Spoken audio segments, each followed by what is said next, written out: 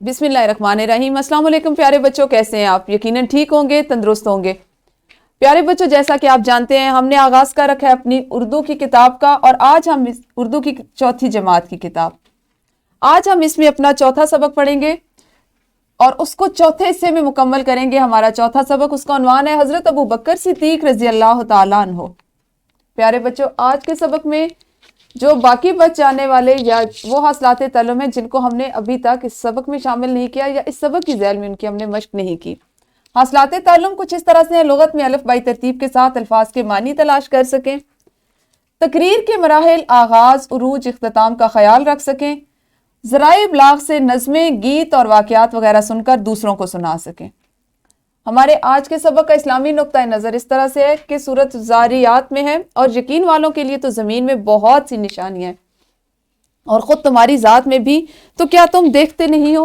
یعنی اگر جس بندے کا ایمان ہے اللہ تعالیٰ پر، اللہ تعالیٰ کی ذات پر، وہ اس بات پہ یقین رکھتا ہے کہ اللہ تعالیٰ خالق کل ہے، اس نے کائنات کی ہر چیز کو تخلیق کیا ہے، تو اس کا ایمان ہے کہ ہر چیز میں اللہ تعالیٰ کی تخلیق کی کوئی نہ کوئی نشانی موجود ہے، یہاں تک کہ انسان کی اپنی تخلیق بھی جو ہے وہ اس کو سوچ پر اور اس سمجھ پر قائل کرتی ہے، اس کے یقین کو مضبوط کرتی ہے۔ یہی ہمارا ایمان ہونا چاہیے کہ ہم اللہ تعالیٰ کو پر ایمان رکھیں اور اپنی تمام حاجات کے لیے صرف اور صرف اللہ تعالیٰ سے مدد مانگیں۔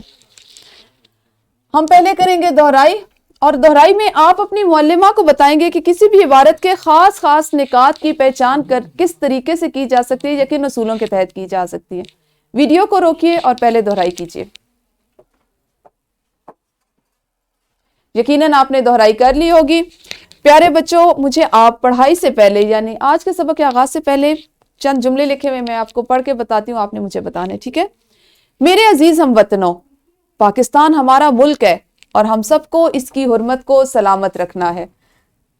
میرے ساتھیوں، اگر دشمن نے اس پاک زمین کی طرف میلی آنکھ سے دیکھا تو ہم اس کی آنکھیں پھوڑ دیں گے۔ کیا آپ اندازہ کر سکتے ہیں کہ یہ جملے ہم کہاں سنتے ہیں، کب ادا کرتے ہیں، یا ان میں کیسا جذبہ ظاہر ہے؟ جی، یہ جملے عموماً ہم اپنی تقریر میں استعمال کرتے ہیں۔ آپ نے تقریر کرنے کے جو اصول ہیں ان میں سیکھا کہ تقریر کرنے کے دوران میں الفاظ کا چناؤ اور جذبہ ہوتا ہے۔ جذبہ اس صورت میں آتا ہے کہ جب آپ کا الفاظ کا انتخاب ایسا ہو کہ جن کو ادا کرتے ہوئے خود بخود آپ کے جذبات یا آپ کی جو جسمانی حرکات ہیں وہ جذبے میں آ جائیں۔ تو ہم نے چونکہ آج سبق کا متن پڑھنا ہے جو باقی رہ گیا تھا، اور اس کے ساتھ ساتھ تقریر کرنے کے اصول بھی سیکھنے ہیں، تو اسی ذیل میں یہ جملے آپ کو دکھائے گئے کہ آپ کو اندازہ ہو کہ تقریر کے جملے کس طرح سے ہوتے ہیں۔ ہمارے سبق کا اگلا متن ہے، یہ آپ ہی کے دور خلافت کا واقعہ ہے کہ مدینہ طیبہ میں ایک نابینا بوڑھی عورت رہتی تھی۔ اس بڑھیا کا کوئی رشتہ دار نہ تھا جو اس کی خدمت کرتا۔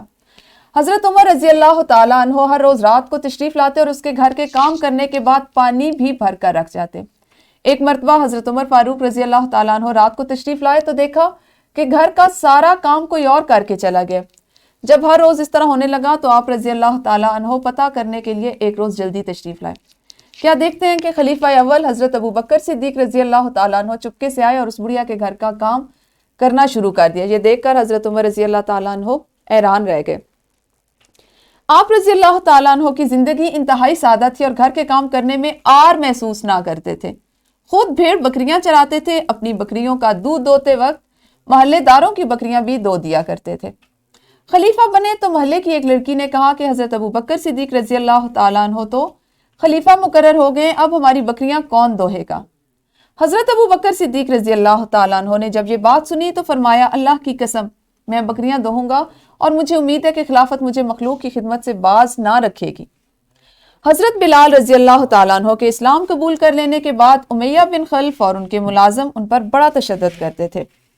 یہ سلسلہ ہر روز بڑھتا جا رہا تھا۔ ایک دن ظلم و تشدد کی انتہا دیکھ کر حضرت ابو بکر صدیق رضی اللہ تعالیٰ عنہ سے برداشت نہ ہوا اور امیہ کے پاس جا پہنچے۔ آپ رضی اللہ تعالیٰ عنہ نے فرمایا، اے امیہ، اس بیچارے غلام پر اس قدر ظلم نہ کرو، اس میں تمہارا کیا نقصان ہے کہ وہ خدائے واحد کی عبادت کرتا ہے؟ امیہ غصے میں بولا، اگر تم غلام کے اتنے ہی خیر خواہ ہو تو اسے خرید کیوں نہیں لیتے؟ حضرت ابو بکر صدیق رضی اللہ تعالیٰ عنہ نے ارشاد فرمایا، کیا قیمت لوگے؟ امیہ بن خلف نے کہا کہ میں تمہارا غلام फस्तास भी लूंगा और इसके बाद 40 औकिया चांदी भी लूंगा। उमैया का ख्याल था कि हजरत अबू बकर सिद्दीक रजी अल्लाह तआला अन्हु नहीं मानेंगे, लेकिन हजरत अबू बकर सिद्दीक ने फौरन हजरत बिलाल रजी अल्लाह तआला अन्हु को खरीद लिया। उमैया हंसा और बोला, ए कहाफा के बेटे, अगर तुम्हारी जगह मैं होता तो इस गुलाम को 1 दिरहम के छठे हिस्से के बदले में भी कभी ना खरीदता। हजरत अबू बकर सिद्दीक रजी अल्लाह तआला अन्हु ने उसकी तरफ देखा और फरमाया, ए उमैया, तू इस गुलाम की कदर कीमत को नहीं जानता, इसकी कदर मुझसे पूछ। यमन की बादशाही भी इसके एवज में कम है। अल्लाह ताला हमें भी हजरत अबू बकर सिद्दीक रजी अल्लाह तआला अन्हु जैसी सखावत और ईसार का जज्बा नसीब फरमाए। प्यारे बच्चों, इस तरह आज हमारा सबक उसका मतन मुकम्मल हुआ। अब आप करेंगे एक सरगर्मी। सरगर्मी इस तरह से है कि हजरत अबू बकर सिद्दीक रजी अल्लाह तआला अन्हु के औसाफ आपने बेशुमार औसाफ इस कहानी में, इस सबक में पढ़ लिए। उन औसाफ पर आपने 5 मिनट की तकरीर करनी है। सबक के आगाज में मैंने आपको तकरीर में बोले जाने वाले जुमले, उनका अंदाज और जज्बा बता दिया। आप सबक में से ही किसी एक वाक़े का इंतखाब करें और उसको इस अंदाज में बयान करें कि वो तकरीर का अंदाज लिए हुए। और दूसरा, आपने सवाल नंबर 4 को भी सरगर्मी के तौर पर करना है कि दर्ज झैल अल्फाज के मानी लुगत से तलाश करने हैं और कोशिश करें कि आप अपने साथी को इसके मानी बताते जाएं। वीडियो को रोकिए और जल्दी से सरगर्मी को कीजिए।